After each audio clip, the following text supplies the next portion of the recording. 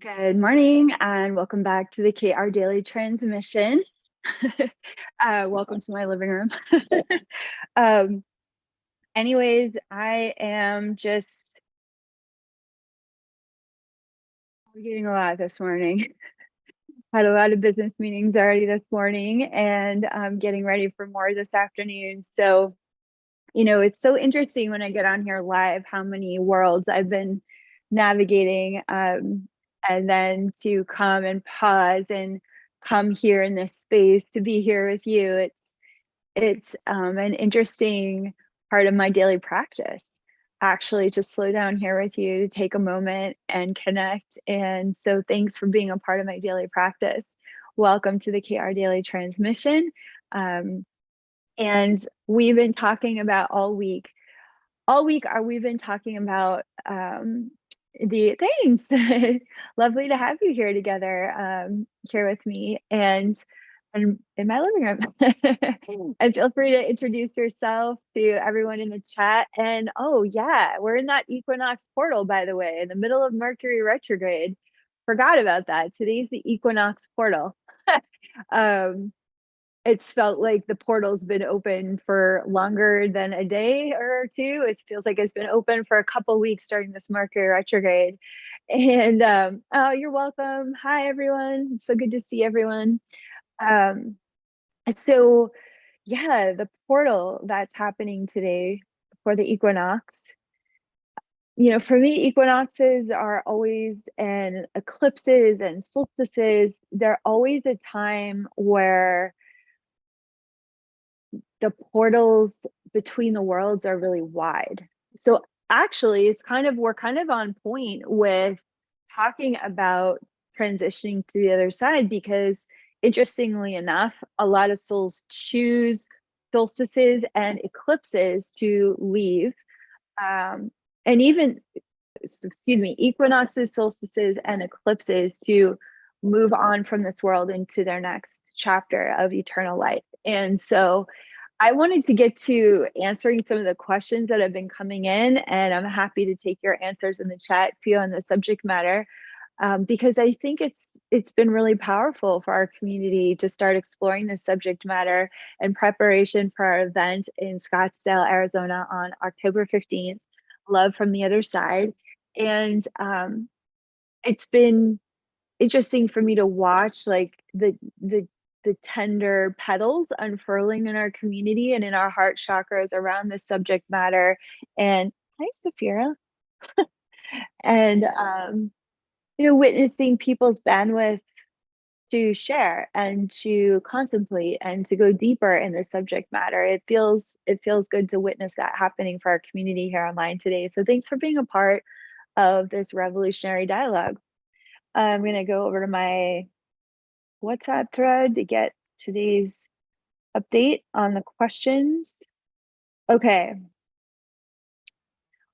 So the first question that came in about transitioned family members is, my loved ones that passed on are not what I would consider spiritual or enlightened.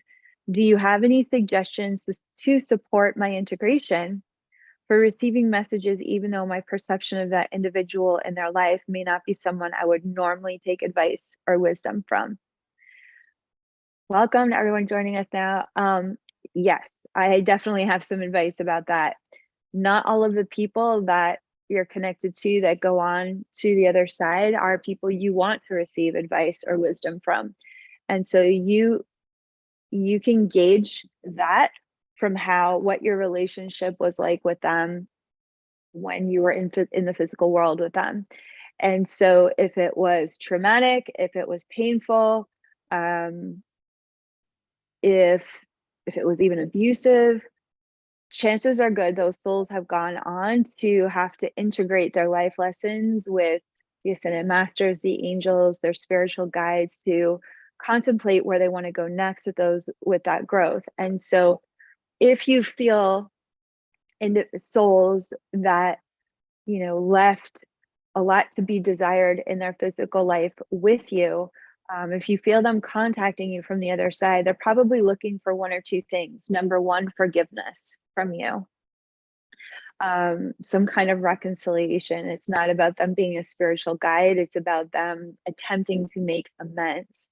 If you have a soul that's really damaged and really wounded, um, and enjoyed being a perpetrator in their human journey, playing that role, like I highly suggest even a banishment, like really calling in Ascended Master Isis, White Buffalo Woman, Archangel Michael, Jesus, whichever Ascended Master, Mary Magdalene, that can help intervene on your behalf and escort that soul back to where they need to go, into the light of God, or wherever they need to go in the cosmos to do their own reconciliation process. So just as certain relationships are not reconcilable in the physical lifetime together, they might not be, they might continue to be in that way in the future. And so when we have that situation, it's important to understand that your journey of forgiveness should be real and authentic for you.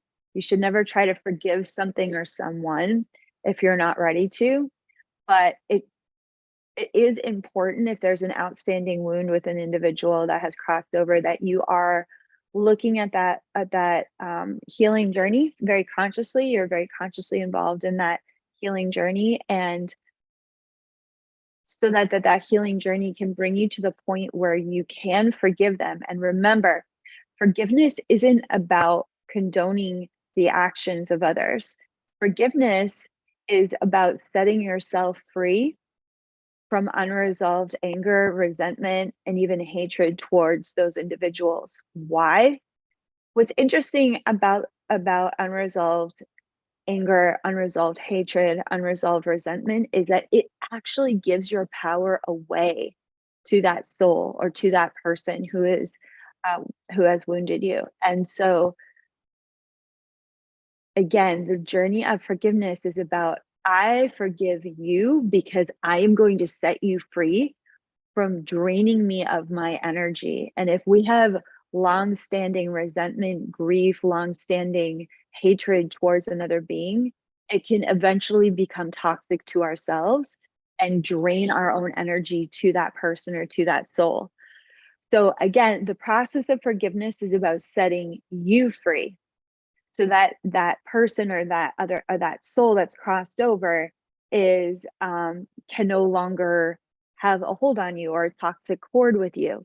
So interestingly enough, like you can forgive someone with a lot of emotion behind it, and it's like someone, a therapist or a coach can help you walk through like expressing unresolved feelings out loud, letting yourself feel those feelings, and then sending out even in a very forceful way, like, I forgive you. And it's almost like a sword cutting any ties, unresolved ties. It doesn't have to be like some flowery butterfly and rainbow thing. Like it can be like, I forgive you. We're done. This is over. And oh, the chat's blowing up right now. I'm so glad that this is helpful for you. Um, so another question that's coming in is from Emily, and Emily's sharing, I was surprised when my kid's grandmother passed away and I didn't have contact with her at all since she's been gone. Could that be because she's somewhere integrating her life? That's a fabulous question, Emily. Thank you so much. So yes, as I shared a little bit yesterday, many, especially souls, the souls that really show up in your dreams right away, or visit family members like immediately, they tend to be advanced souls. Here's why. An advanced soul knows exactly where they need to go after they leave the body. They either go directly into the highest realms, they go back with their high council immediately, or if they're really advanced, they could even decide, I'm immediately going into my next lifetime, because they're so driven. They have so much to fulfill in their soul's divine purpose. They don't want to sit around in heaven integrating, and nor do they need to. So generally, if a soul reaches out to you almost immediately, they are most likely a highly intermediate to advanced soul in their quantum evolution. If you do not hear from a soul for a while, after their passing, what that indicates is they needed support from their guardian angels, their ancestors, and their guides to go to different places in the spirit world, different realms where they can receive healing, integration, where they can work through perhaps the shock of leaving the physical world, because not everyone's necessarily ready to leave the physical world. And so there's it's actually a very complex, rich conversation that we're going to continue to have at this event, Love from the Other Side in Scottsdale, Arizona on October 15th. And I really hope you can join us for this, because it's an in-person event only. We will be releasing some of the some of the teachings and the context of the event after the event, because we will have some recording capacity, but it won't be a live broadcast. And one of the reasons for that is, first of all, it's only a one-day event, but second of all, this is such an emotionally intense content. It's so vulnerable. It's such an in-depth, soul-searching empowerment experience that this first event, we really wanted to test drive it just in person, so people could feel the intimacy of this gathering. They could feel the emotional availability of this gathering to really support them to face perhaps deep grief, unresolved emotions, and to really feel connected to everyone in the room as we bring people on stage to connect with our loved ones on the other side. So these have been some really great questions. I'm going to read another quote here, another chat rather. Chelsea's sharing she's been comforted by all that you have said about the abused children and the protection that they have. I work with kids who have major trauma and pray for this. Thank you. Yeah, so I'll share a little bit more about that. When I was having near-death experiences from what I survived in the first half of my life, I honestly don't even know how many near-death experiences I have had, because there were so many. I have conscious memory of at least 13. And so in those memories of consciously leaving my body from trauma and traveling to the higher realms with Ascended Master Jesus, Mother Mary, different guardian angels, different Ascended Masters, Green Tara. I've known these Ascended Masters since I was a child. Like, they were a part of protecting me from what I was surviving every day. And there was this one near-death experience where there was a lot of children that didn't make it. There's so much I can't say on social media without getting censored. So I hope you can read between the lines about what I'm sharing in this moment. There were a lot of children that didn't make it, and a lot of children that had to be taken directly to what I saw were angel hospitals, that the angels were, the angelic realms create certain centers where these very, traumatized souls can go and receive immediate care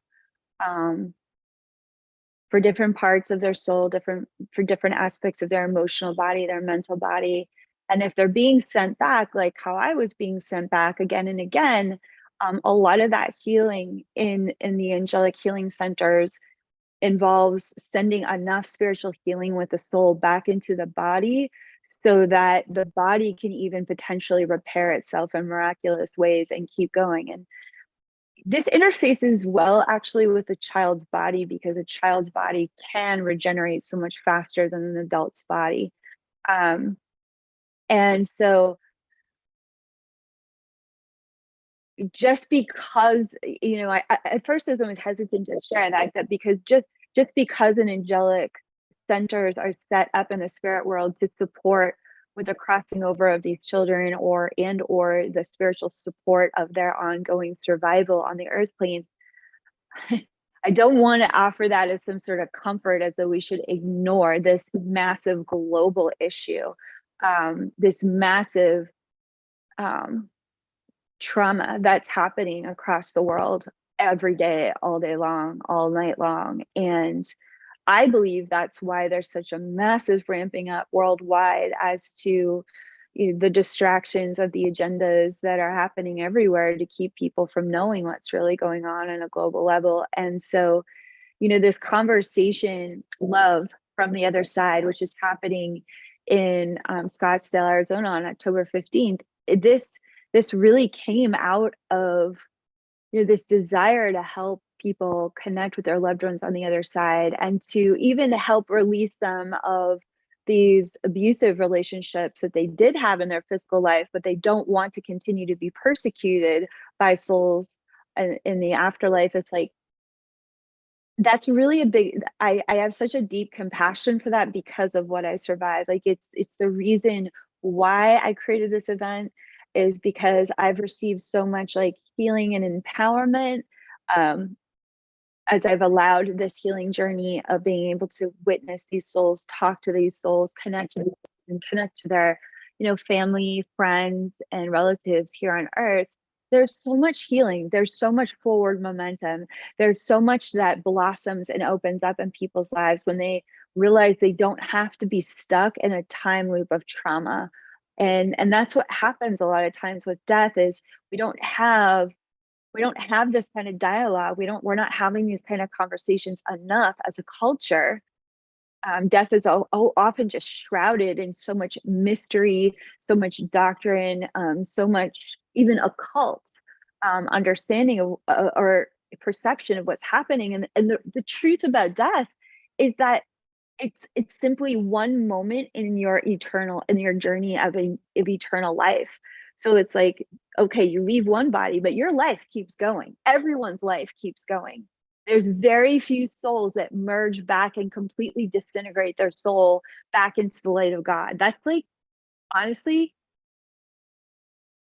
I mean, talk about enlightenment. That's when you have absolutely no drive to want to be a part of anything anymore. All you want to do is completely decimate even your soul's identity back into the fire and light of God. And like, most souls are so intrigued and so grateful for the opportunity to be a soul and to be on this journey through creation, to be on this journey of empowerment and being a part of God's divine will for all of creation to ascend.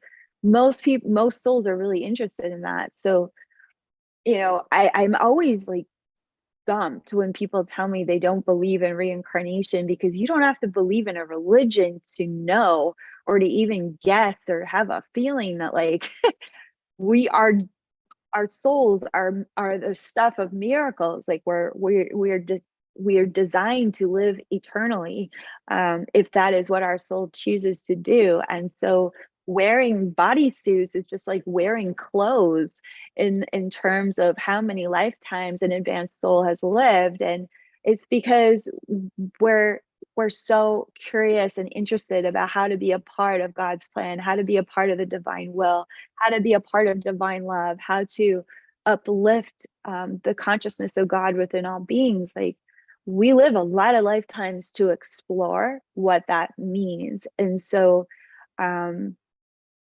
is not a final destination in any way. When souls cross over and maybe get a little lost or confused about where they're going, like, even that is resolvable. There's so many guardian angels, there's so many spiritual guides, there's so many angelic orders that are looking after creation, and you are a part of those angelic orders. Your prayers, your meditation, your spiritual practice deeply blesses both people on earth as well as the entire cosmos of souls that are part of this journey of creation. I'm just going to head over to the chat for just one more question. Great. Okay, so Diana is writing into the chat, and Diana is sharing, "Hi, Kyra. My 10-year-old daughter's best friend died in a tragic car accident." Diana, I'm so sorry for your loss, and for your daughter's loss. I just want to begin by saying that. Diana goes on to write, "How do we integrate death at such a young age?" So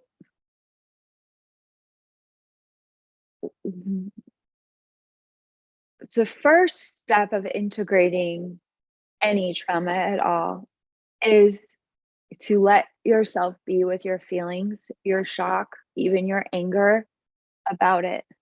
Very often, we can even unconsciously feel a resentment towards God when a life is suddenly gone that we had, experienced so much love and fun and care with and creativity. And it's it's important to remember that when we come into this world, we're really taught through religion and through our society, we are taught and programmed that there's really, one goal in life, and that's to live a long life. And the truth about soul evolution and development is there are many souls that only choose to come in for a certain amount of time purposefully. And it's not that they how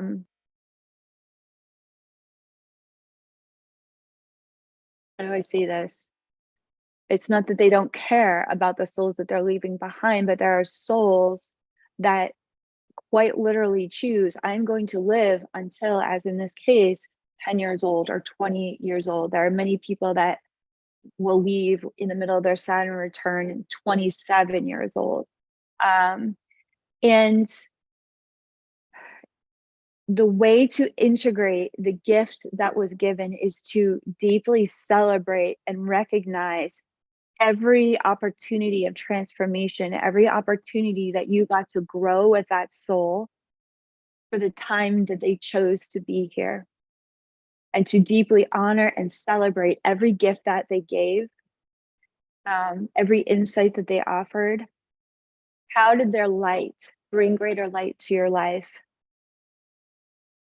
That's the second step of integrating when a soul has only been able to be with us for a certain amount of time. I'm actually really feeling Mary Magdalene in this moment because it wasn't long after she met Jesus and began her life with Jesus that he experienced his own death and resurrection, which meant their physical relationship changed in many ways. And so there was only a couple years there where they really got to be together. They knew about each other for a long time. And so she's really coming in to bring comfort and solace, and she's offering herself as a mentor and guide um, for you, Diana, in this moment, and in the forgiveness and the healing process and the integration process. And then the next step is identifying that this beautiful soul that has left so early in their life can continue to be a best friend and even a spiritual guide, a spiritual ally for your daughter on the other side. And so it might be really helpful for your daughter to occasionally write letters to her friend and to do a healing ritual where you could create a sacred fire where you put the letter in the fire and maybe burn some incense and watch the ashes go to heaven as though that letter is being delivered to heaven, to help kind of create this physical ritual of healing and deep connection with this best friend on the other side. And if your daughter comes to you and says that her best friend has contacted her, to really take the time to be still and sit down with your daughter and have her share with you about what that feels like for her, and how, is it helpful, is it empowering, does she need support with it, does she want to celebrate it?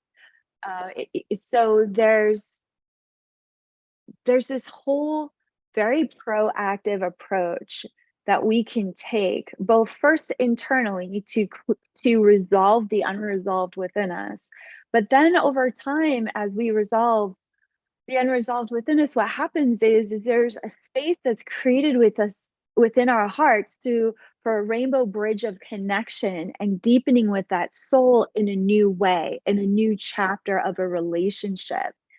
And what's interesting about children is that they're so attuned to the spiritual world. They're so attuned to heaven. They're really so fresh from the higher realms, being that they're still so new in their physical bodies, that they can really take this in if we're supportive and proactive and creative and how we approach this conversation with them. And very often a child will even share with you the direction that they need to go themselves, with the healing and the dialogue and the opening to the possibility that their best friend could still be there for them as an angel on the other side. So I'm sending so many prayers to you and your beautiful child and this soul connection. And I genuinely hope this is helpful. I'm just going to check the chat and make sure this is landing. So I just want to thank you again, Diana, for this question. And I want to thank everyone for your questions and your comments. And if you're watching this video right now, please take a moment to go ahead and like it and just subscribe to my channel if you're new to my YouTube channel. There's a wealth of spiritual information and resources and teachings here at Kaia Official. And if you're watching the video replay, please like this video and also share your feedback and your comments. Great. I'm glad that this is landing and that this is feeling helpful for others.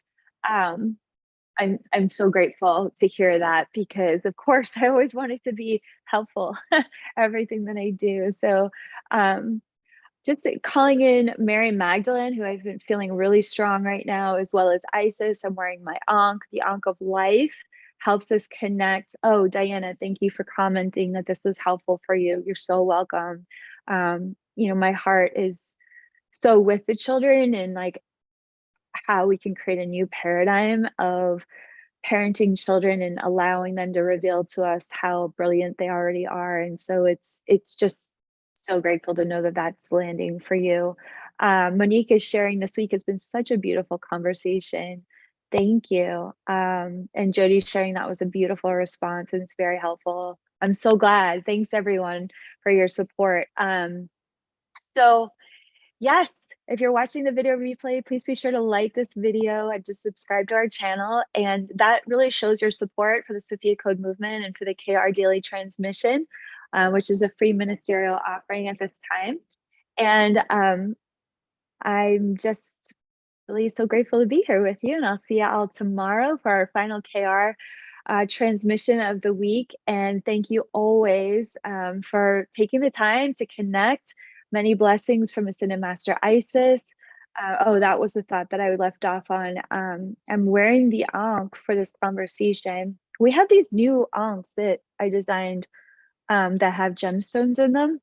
This one's a sapphire for the seraphim. They're now available on my website. And the symbol of the Ankh helps us stay connected to the truth that our souls are eternal. And when we stay connected to the truth that our souls are eternal light, we remember that death holds no power over us and is simply a moment in time of our human experience.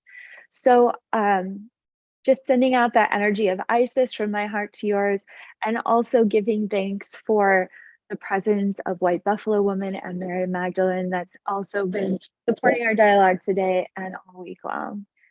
Sending out all my love and support to you always. I hope you can join us in Scottsdale, Arizona on October 15th. Feel free to reach out to my team angels on my website, kaira.com, and there's some links here in the chat for you as well. Namaste.